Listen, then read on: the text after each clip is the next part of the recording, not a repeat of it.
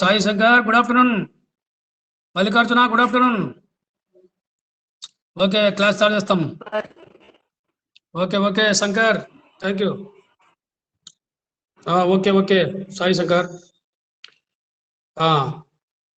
ఉదయం క్లాసులో మనము ప్రభుత్వ పాలనా శాస్త్రంలో భాగంగా ఉదయం ఆధునిక రాజ్యాల్లో ప్రభుత్వ పాలనా పాత్ర గురించి ఉదయం క్లాసులో చెప్పడం జరిగింది. ఇప్పుడు ప్రభుత్వ పాలనా శాస్త్రంలోని లైన్ ఏజెన్సీ, తర్వాత స్టాఫ్ ఏజెన్సీ గురించి కొన్ని విషయాలు తెలుసుకుంటాం. లైన్ ఏజెన్సీ అనగానేమి, లైన్ ఏజెన్సీల ప్రాముఖ్యము, లైన్ ఏజెన్సీ రకాల గురించి కొన్ని విషయాలు తెలుసుకుంటాం. లైన్ ఏజెన్సీలు ప్రధాన కార్యనిర్వాహకులకు సంబంధితమైతే, స్టాఫ్ ఏజెన్సీలు సలహా సహాయ ఏజెన్సీలుగా పనిచేస్తాయని చెప్పి చెప్పవచ్చు. కాబట్టి లైన్ అంటే ఒక పని చేసే విధానంలో బాధ్యతతో ఆధీన భాగంగా చెప్పవచ్చు. కాబట్టి లైన్ ఏజెన్సీలు వ్యవస్థ యొక్క లక్ష్యాలను సాధించడంలో ప్రత్యక్ష సంబంధాన్ని కలిగి ఉంటాయని చెప్పి మనము చెప్పవచ్చు. కాబట్టి అవి వాటి విధుల యొక్క నిర్వర్తనకు సంబంధించిన ఆజ్ఞలను, తర్వాత ఆదేశాలను, నిర్దేశాలను జారీ చేయవచ్చని చెప్పవచ్చు. కావున లైన్ స్టాఫ్ భావన ఎక్కడ వచ్చింది? మిలిటరీ పాలన నుంచి, మిలిటరీ ఆర్మీ నుంచి ఈ లైన్ స్టాఫ్ భావన తీసుకోవడం జరిగింది. మిలిటరీ వ్యవస్థలో లైన్ విభాగాలు ఉంటాయి. లైన్ విభాగాలు వాటి యొక్క అధికారులు ఇతర వ్యక్తులతో కలిసి యుద్ధ రంగంలో పాల్గొంటాయి.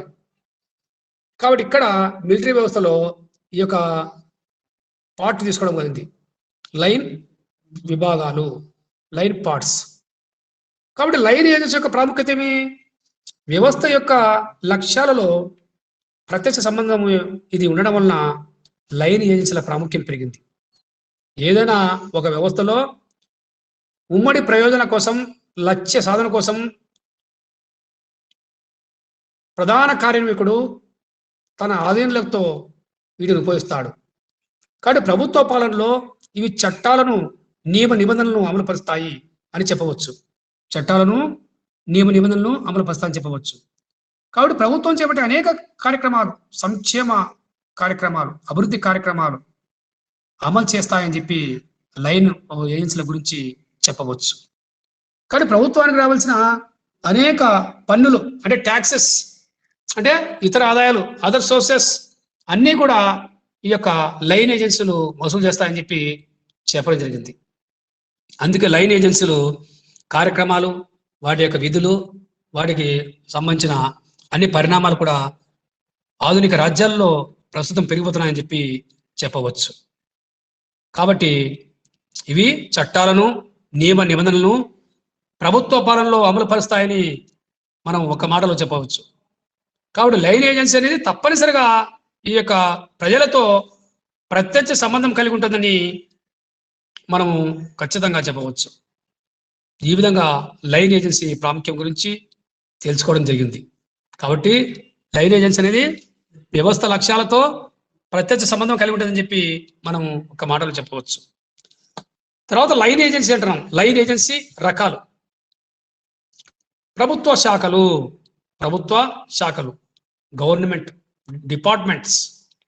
ఈనాడు ప్రభుత్వ వ్యవస్థలో చాలా శాఖలు ఉన్నాయి. అగ్రికల్చర్ కావచ్చు, ఎడ్యుకేషన్ కావచ్చు, రెవెన్యూ కావచ్చు, ఫైనాన్స్ డిపార్ట్మెంట్, రకరకాల శాఖలు ఉన్నాయి. ఇవి ప్రభుత్వ పాలనలో పెద్ద పాలనా యొక్క ఉపవిభాగం ప్రభుత్వ శాఖలు అనేటివి. శాఖ మొత్తం కూడా ఒకే ముఖ్య ఈ యొక్క కార్యనిర్వాహకారి యాజమాన్యంలో ఉండవు. ఒక్కొక్క శాఖ ఒక్కొక్కరు యాజమాన్యం ఉంటుంది. రెవెన్యూ డిపార్ట్మెంట్కు ఒక చీఫ్ సెక్రటరీ ఉంటాడు, ఫైనాన్స్కు ఒక chief secretary, agriculture, education department, technical department, రకరకాలుగా దీనికి ఒక ప్రధాన కార్యదర్శి ఉంటారు, ఒక చీఫ్ సెక్రటరీ ఉంటారు. కాబట్టి ఒకే ఒక ముఖ్య కార్యనిర్వాహక యాజమాన్యం ఉంటాయి ఈ శాఖలన్నీ. ఉదాహరణకు మన రాష్ట్రంలో ఉన్న అన్ని డిపార్ట్మెంట్ కలిసి ఒక ప్రభుత్వ ప్రధాన కార్యదర్శి పర్యవేక్షణలు ఉంటాయి. గవర్నమెంట్ చీఫ్ సెక్రటరీ లేదా జనరల్ అడ్మినిస్ట్రేషన్ పరిధిలో ఉంటాయి అన్ని శాఖలు. ఆల్ డిపార్ట్మెంట్స్ కలిసి ఒక ముఖ్య కార్యనిర్వహణాధికారి ఉంటాడు, ప్రభుత్వ ప్రధాన కార్యదర్శి. అతని యాజమాన్యంలో ఒకే ఆజ్ఞలు పరంపరలో పనిచేస్తాయి. ఇవన్నీ అన్నీ కూడా అతని యొక్క అజమాయిషిలో అన్ని పనిచేస్తాయని చెప్పవచ్చు. కాబట్టి ఇది సమీకృత పాలనకు ప్రాతినిధ్యం వస్తుంది, సమీకృత పాలనకు. కాబట్టి అతని ఆధ్వర్యంలో నియంత్రణ చేయగలుగుతాడు. తర్వాత ఈ యొక్క సమన్వయం సాధింపులో ఇది చాలా పనిచేస్తుందని చెప్పి చెప్పవచ్చు. కాబట్టి ప్రభుత్వ శాఖలు, లైన్ ఏజెన్సీలో మొట్టమొదటి రకమైనది ప్రభుత్వ శాఖలని మనం చెప్పవచ్చు. తర్వాత రెండోది ప్రభుత్వ రంగ సంస్థలు.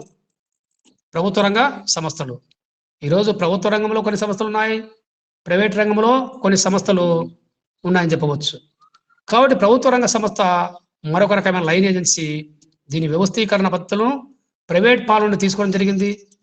ప్రభుత్వ యాజమాన్యంలో నడిచే పారిశ్రామికంగా కానీ, వ్యాపార రంగంలో కానీ, ఆర్థిక రంగంలో కానీ, వాణిజ్య రంగంలో కానీ సమర్థవంతంగా వీటిని నడిపించడానికి ఈ యొక్క ప్రభుత్వ రంగ సంస్థలు ఏర్పడ్డాయని మనం చెప్పవచ్చు.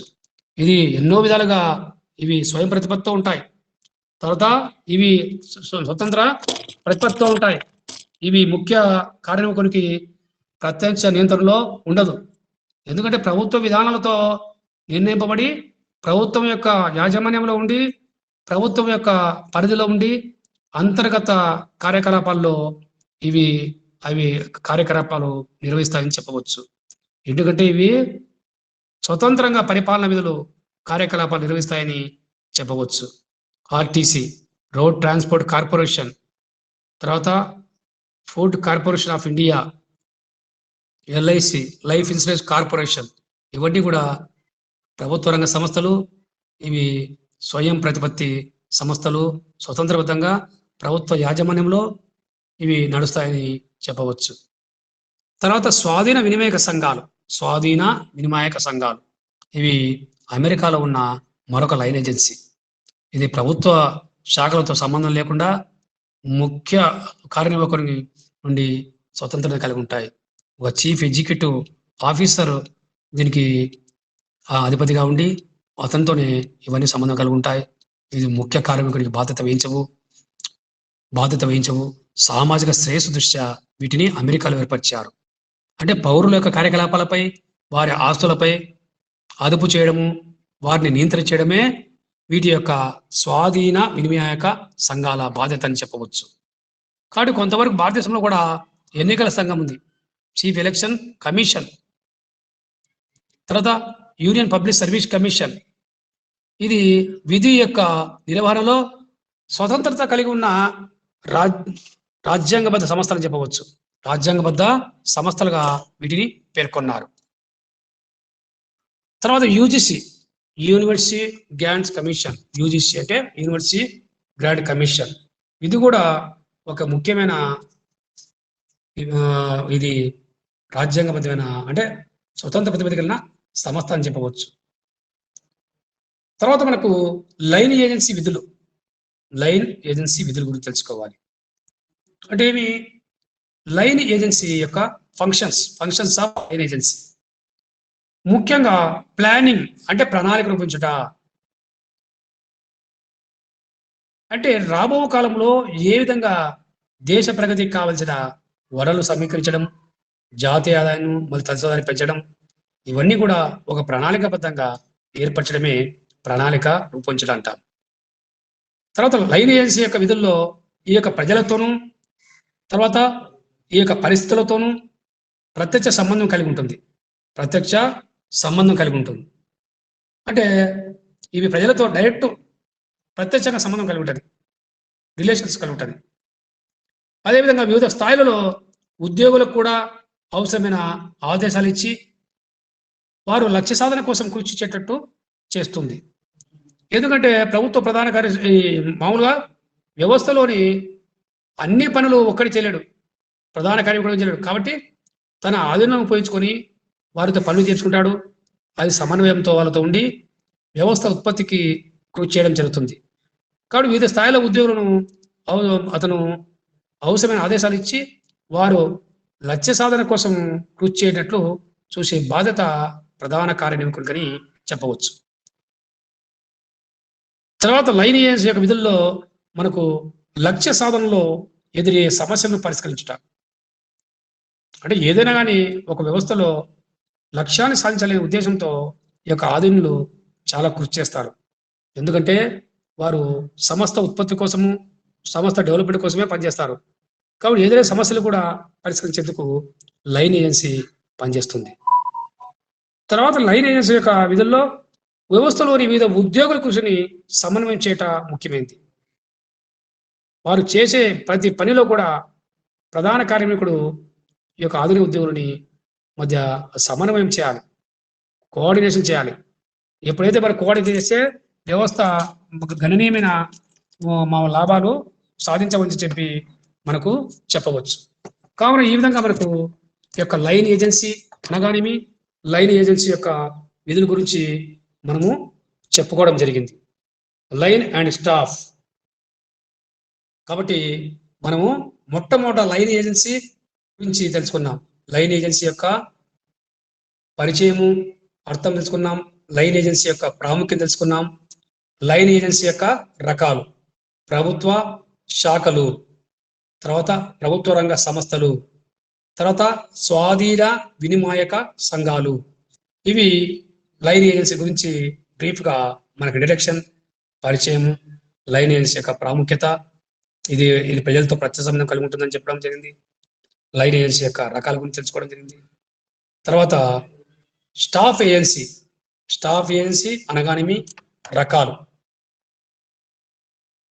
ఇక్కడ స్టాఫ్ ఏజెన్సీ యొక్క నిర్వచనము, తర్వాత ప్రాముఖ్యము, స్టాఫ్ ఏజెన్సీ యొక్క ముఖ్య లక్షణాలు, తర్వాత స్టాఫ్ ఏజెన్సీ యొక్క మనకు విధులు, తర్వాత స్టాఫ్ ఏజెన్సీ యొక్క రకాలు గురించి మనం కొన్ని విషయాలు తెలుసుకుంటాం. కాబట్టి లైన్ ఏజెన్సీ గురించి మనం తెలుసుకున్నాం. తర్వాత స్టాఫ్ ఏజెన్సీ గురించి కొన్ని విషయాలు ఇప్పుడు తెలుసుకుంటాం.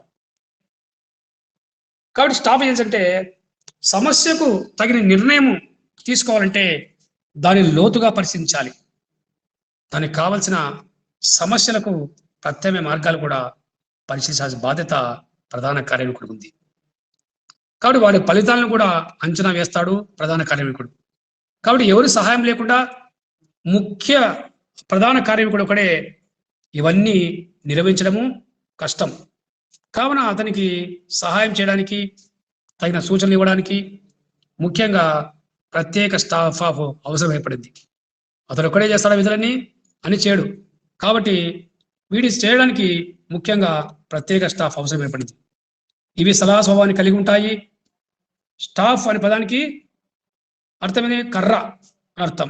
అంటే ఒక ముసలివాడు సరిగా నిలబడలేనప్పుడు కర్ర సాయంతో నిలబడతాడని చెప్పి మనకు స్టాఫ్ గురించి చెప్పడం జరిగింది. తర్వాత స్టాఫ్ ఏజెన్సీ అనగానే అనేది పరిచయం తెలుసుకోవాలి. మనకు పరిచయం తెలుసుకున్నాము. తర్వాత ఒక డెఫినేషన్, స్టాఫ్ ఏజెన్సీ యొక్క డెఫినేషన్ ఏముందంటే, హెన్రీ ఫైల్ ఒక డెఫినేషన్ చెప్పాడు. పెద్ద పెద్ద సంస్థల్లో సంస్థ అధిపతికి తగిన సమయం లేనందువలన ఒక ఊహ రచన చేయాలంటే, దాన్ని సత్పథ సాధించాలంటే సామర్థ్యం ఉన్న అంటే నైపుణ్యత కలిగిన కొంతమంది వ్యక్తులపై ప్రధాన కార్యనిర్వాహకుడు ఆధారపడతాడు. తప్పదు, ఖచ్చితంగా ఆధారపడాల్సిందే. పెద్ద పెద్ద సంస్థల్లో సంస్థ అధిపతి ఉంటాడు ప్రధాన కార్యనిర్వాహకుడు. కానీ అన్ని చేయాలంటే ఒకటే చేయలేవు కదా. దానికోసము కొంతమంది వ్యక్తులపై, నైపుణ్యం కలిగిన వ్యక్తులపై, సాంకేతిక టెక్నాలజీ కలిగిన వ్యక్తులపై ప్రధాన కార్యనిర్వాహకుడు ఆధారపడతాడు, తన ఆధీనులపై ఆధారపడతాడు. అందుకే స్టాఫ్ ఏజెన్సీ అవసరం చెప్పవచ్చు. కాబట్టి స్టాఫ్ ఏజెన్సీ అనేది ముఖ్యంగా ఒక కర్ర అని చెప్పొచ్చు. అనే పదానికి కర్ర అని అర్థం. కాబట్టి ఇది సలహా యొక్క స్వభావాన్ని కలిగి ఉంటుందని చెప్పి చెప్పడం జరిగింది. తర్వాత ప్రాముఖ్యం అనేది మనం గమనించైతే, స్టాఫ్ ఏజెన్సీ ముఖ్య కార్యనిర్వాహకునికి విధి యొక్క నిర్వహణలో అవసరమైన సలహాలు ఇస్తుంది, సహాయాలను అందించడానికి ఏర్పరచబడిందని చెప్పి చెప్పవచ్చు. అంటే ప్రధాన కార్యనిర్వాహకునికి అవసరమైన సలహాలు ఇస్తుంది, అవసరమైన సహాయాలను కూడా అందిస్తుంది చెప్పి చెప్పవచ్చు. స్టాఫ్ పరిశోధన, నిశ్చిత పరిశోధన చేస్తుంది. ఒక ప్రణాళికాబద్ధంగా సమస్యలను అధ్యయనం చేయడం ద్వారా సరైన పరిష్కారాలు కూడా సూచిస్తుందని చెప్పి మనం చెప్పవచ్చు.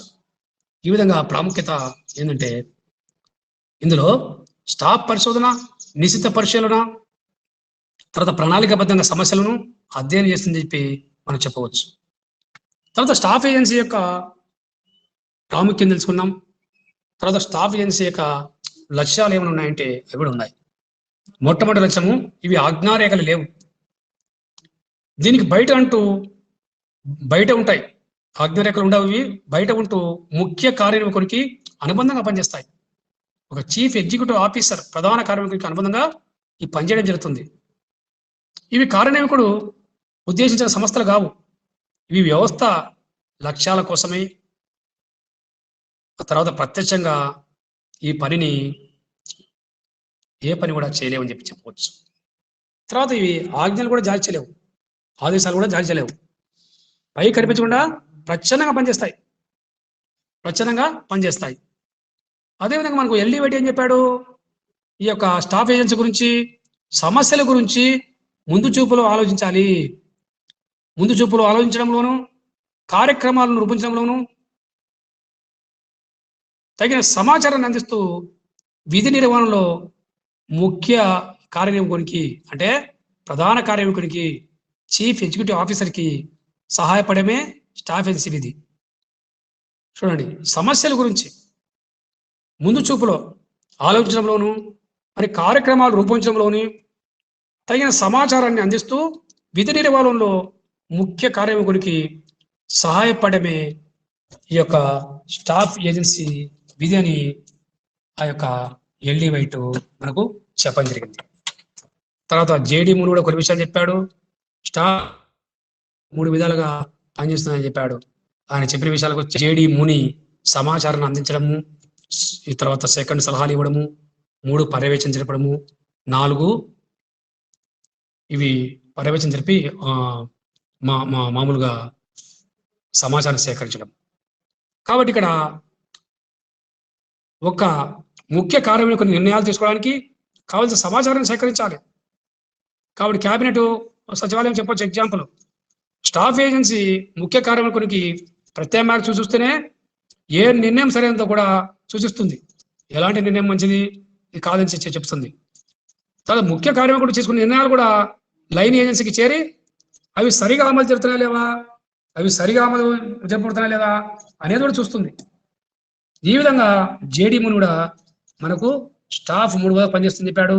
సమాచారం అందించడంలో, తర్వాత తగిన సూచన సలహాలు ఇవ్వడంలో, తర్వాత పర్యవేక్షణ జరపడంలో ఇది ముఖ్యమైన విధులు నిర్వహిస్తుందని చెప్పి చెప్పడం జరిగింది. తర్వాత స్టాఫ్ ఏజెన్సీ విధులు, ఫంక్షన్స్ ఆఫ్ స్టాఫ్ ఏజెన్సీ తెలుసుకోవాలి. ఇందులో విధుల్లో క్యాబినెట్ సచివాలయం అనేది క్యాబినెట్కి, దాని కమిటీలకు కావాల్సిన సేవలను సహాయం చేస్తుంది. రెండవది ప్రధానమంత్రి సచివాలయం, ప్రైమ్ మినిస్టర్స్ సెక్రటరీ. ఇది ప్రధానమంత్రికి నిఘా విభాగము, నివేదికలు మొదలుకొని పారిశ్రామిక సంస్థల వరకు అన్ని విషయాల్లోనూ తగిన సలహాలు ఇస్తుందని చెప్పి చెప్పడం జరిగింది. తర్వాత 3వది చూస్తే ప్రణాళిక సంఘం. ఈ ప్రణాళిక సంఘం అనేది పంచవర్ష ప్రణాళిక రూపొందిస్తుంది. ఎప్పటికప్పుడు దేశం యొక్క సమగ్రతకు, దేశం యొక్క ప్రగతికి ఏ విధంగా రాబో కాలంలో ఉంటుందని చెప్పి పరిశీలిస్తుంది. తర్వాత మనము 4వది చూస్తే రాష్ట్రపతి సచివాలయం అన్నాడు, ప్రెసిడెంట్ సెక్రటరియట్. రాష్ట్రపతి తన రాజ్యాంగ ఇతర విధులను, అతను కార్యకలాపాలను అమలు చేయడంలో అవసరమైన సహాయం అందిస్తుందని చెప్పి మనకు స్టాఫ్ ఏజెన్సీ విధుల్లో మనకు 4 ఉన్నాయి. క్యాబినెట్ సచివాలయము, ఈ యొక్క ప్రైమ్ మినిస్టర్ సెక్రటరియట్, ప్రధాన సచివాలయము, ప్రణాళిక సంఘము, రాష్ట్రపతి సచివాలయము. ఇవన్నీ కూడా స్టాఫ్ ఏజెన్సీ విధులు. తర్వాత లాస్ట్గా మనకు స్టాఫ్ ఏజెన్సీ రకాల గురించి కొన్ని తెలుసుకుందాం. Staff agency types of staff agency. JM Pfiffner ప్రకారము స్టాఫ్ ఏజెన్సీకి 3 రకాలు ఉన్నాయి. సాధారణ స్టాఫ్, సాంకేతిక స్టాఫ్, సహాయక స్టాఫ్, ఆక్సిలరీ స్టాఫ్. మొట్టమొదటి సాధారణ స్టాఫ్ అవసరమైన సమాచార సేకరణకు, దానికి తగిన రూపం ఇవ్వడంలోనూ అనేక సమస్యలలో కూడా ముఖ్యమైన వాటిని గుర్తించడంలో ముఖ్యంగా పరిశోధన వంటి విషయాల్లో తర్వాత తగిన సూచనలు ఇవ్వడంలో తగిన సలహాలు ఇవ్వడంలో ముఖ్య కార్యనిర్వహణకి సహాయపడుతుంది క్యాబినెట్ సచివాలయం. ఎగ్జాంపుల్ క్యాబినెట్ సచివాలయం. సాధారణ స్టాఫ్కి ఏది ఎగ్జాంపుల్ క్యాబినెట్ సచివాలయం. తర్వాత సాంకేతిక స్టాఫ్. సాంకేతిక స్టాఫ్ ప్రత్యేక విషయాలలో నైపుణ్యం కలిగిన వారు శాస్త్ర సాంకేతిక రంగాల్లో ఇంజనీరింగ్ రంగంలో వీళ్ళు ప్రత్యేకంగా అక్కడ ఉంటారు. ప్రత్యేక విషయాల్లో నైపుణ్యం గల డాక్టర్స్, తర్వాత ఇంజనీర్స్, శాస్త్రజ్ఞులు వంటి వారు ఉంటారు దీంట్లో సాంకేతిక స్టాఫ్లో. వీరు సాంకేతిక విషయాల్లో నైపుణ్యం కలిగి ఉంటారు. వీరు ముఖ్య కార్యనిర్వహణకి సలహాలు ఇవ్వడమే కాక కొన్నిసార్లు లైన్ ఏజెన్సీలోని సాంకేతిక సిబ్బంది పనిని కూడా పర్యవేక్షిస్తారు. లైన్ ఏజెన్సీలోని సాంకేతిక సిబ్బంది యొక్క వర్క్ను వాళ్ళు తనిఖీ చేయడం జరుగుతుంది, పర్యవేక్షణ చేస్తారు. ఎగ్జాంపుల్ ఏంది? రక్షణ మంత్రి శాస్త్రీయ సలహాదారు అని చెప్పవచ్చు. తర్వాత మనకు సహాయక ఏజెన్సీలు, ఆక్సిలరీ స్టాఫ్, వివిధ లైన్ ఏజెన్సీలకు అవసరమైన సాధారణ సలహాలను నిర్వహిస్తుంది, సాధారణ పనులను నిర్వహిస్తుంది. తర్వాత సమర్థత, పొదుపు, ప్రత్యేక దృష్టిలో పెట్టుకొని కొన్ని పనులను ప్రత్యేక సహాయ సంస్థలకు అప్పగించడం. ఉదాహరణకు కేంద్ర ప్రజాపనుల శాఖ, కేంద్ర ప్రజాపనుల శాఖ. ఈ విధంగా మనకు స్టాఫ్ ఏజెన్సీ రకంలో సాధారణ స్టాఫ్, సాంకేతిక స్టాఫ్, సహాయ స్టాఫ్ అని 3 రకాలుగా ఉన్నాయి. కాబట్టి ఈ విధంగా మనకు ఈ యొక్క దీంట్లో మనము లైన్ స్టాఫ్ ఏజెన్సీ గురించి, తర్వాత ఈ యొక్క స్టాఫ్ ఏజెన్సీ గురించి తెలుసుకోవడం జరిగింది. కాబట్టి లైన్ ఏజెన్సీ అర్థము, లైన్ ఏజెన్సీ యొక్క ప్రాముఖ్యత, లైన్ ఏజెన్సీ రకములు. లైన్ ఏజెన్సీ రకములు చూస్తే నాకు ప్రభుత్వ శాఖలు అన్నాం, ప్రభుత్వ రంగ సంస్థలు, స్వాధీన వినియోగ సంఘాలు అన్నాం. తర్వాత స్టాఫ్ ఏజెన్సీ. స్టాఫ్ ఏజెన్సీ యొక్క పరిచయం తెలుసుకున్నాం. తర్వాత హెన్రీ ఫెయిల్ చెప్పిన యొక్క డెఫినేషన్, తర్వాత స్టాఫ్ ఏజెన్సీ యొక్క ప్రాముఖ్యము, స్టాఫ్ ఏజెన్సీ యొక్క లక్షణాలు, ఫీచర్స్. తర్వాత జేడి మూని చెప్పిన ఒక 3 విధులు ఉన్నాయి, ఈయన చెప్పడం జరిగింది. స్టాఫ్ ఏజెన్సీ యొక్క విధులు, ఫంక్షన్స్ ఆఫ్ స్టాఫ్ ఏజెన్సీ. తర్వాత స్టాఫ్ ఏజెన్సీ యొక్క రకాలు, సాధారణ స్టాఫ్, సాంకేతిక స్టాఫ్, సహాయక స్టాఫ్. కాబట్టి మనకు ఎగ్జామినేషన్లో లైన్ ఏజెన్సీ, స్టాఫ్ ఏజెన్సీ గురించి రాయమంటే ఈ యొక్క బ్రీఫ్గా కొన్ని విషయాలు రాయాలి. లైన్ ఏజెన్సీ, స్టాఫ్ ఏజెన్సీ యొక్క వ్యత్యాసం వివరించము, లేక వీటి గురించి వ్యాసం రాయమంటే ఈ 2 కూడా మీరు చూసి బ్రీఫ్గా, ఇది 10 మార్క్స్ ఎస్ఏ క్వశ్చన్స్. కాబట్టి సింపుల్గా very important question. Line agency, staff agency గురించి ఒక వ్యాసం రాయమంటాడు. అప్పుడు ఈ యొక్క మెటీరియల్ మేము షేర్ చేస్తాం వాట్సాప్లో. మీరు తర్వాత ఈ మెటీరియల్ కూడా మీకు అందజేస్తాం ఫ్రీగా. అప్పుడు ఈ ఎస్ఏ క్వశ్చన్ రాయవచ్చు. కాబట్టి ఇవన్నీ రివిజన్ క్వశ్చన్స్, ప్రతిరోజు రివిజన్ చేస్తాం. ప్రభుత్వ పాలనా శాస్త్రంలో, పబ్లిక్ అడ్మినిస్ట్రేషన్లో ఇవన్నీ కూడా రివిజన్స్ లెసన్స్. ఈ టాపిక్స్ అన్నీ అయిపోయినాయి. మనకు 5 యూనిట్లు ఉంటాయి. 5 యూనిట్లు కంప్లీట్ అయినాయి. తర్వాత ఇవి రివిజన్ చేస్తున్నాం రోజు. కాబట్టి ఆగస్టులో మీకు ఎగ్జామ్స్ ఉంటాయి. ఆగస్టు 11 ఉంటాయి. ఇప్పుడుంటే మీరు బాగా చదివితే ఖచ్చితంగా విజయం సాధించవచ్చు. ఏ ఇబ్బంది లేదు. ఫైనల్ ఇయర్ వాళ్ళు తర్వాత క్లాస్ కూడా చాలా మంది ఆప్షన్ అవుతారు. ఎన్నిసార్లు మేము గ్రూప్లో పెట్టా, వీళ్ళు 8 మెంబర్స్ ఉంటే 2-3 వస్తున్నారు, 2 వస్తున్నారు క్లాస్కి, ఆన్లైన్ క్లాస్కి. మళ్ళీ హాల్ టికెట్ ఎప్పుడు ఇచ్చేటప్పుడు మేము రాపించుకొని ఇస్తాం ఆన్లైన్ క్లాస్ ఇలా అని చెప్పి. కాబట్టి మీకు ఎన్నిసార్లు చెప్పినా వినే పరిస్థితులు లేరు. సాయి శంకర్, మల్లికార్జున నానా వినపడుతుందా? Mallikarjuna, line agency, staff agency గురించి అర్థమైందా? చెప్పండి sir. Line agency, staff agency గురించి అర్థమైందా? అనిల్ కుమార్, మల్లికార్జున, సాయి శంకర్ చెప్పండి సార్. ఓకే నాన్న, వెరీ గుడ్. చెప్పండి, అర్థమైందా క్లాసు? క్లాస్ వినిపించిందా?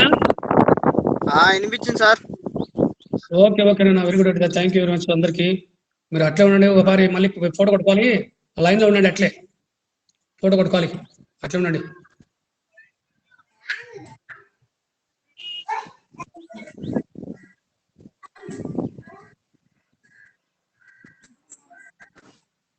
మొత్తం ఫోటోస్ ఆన్ చేయండి.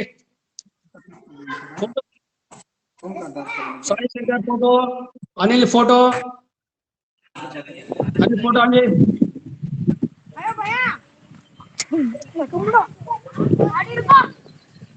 తరుణ్ ఫోటో ఆన్ చేయండి. తరుణ్ ఓకే.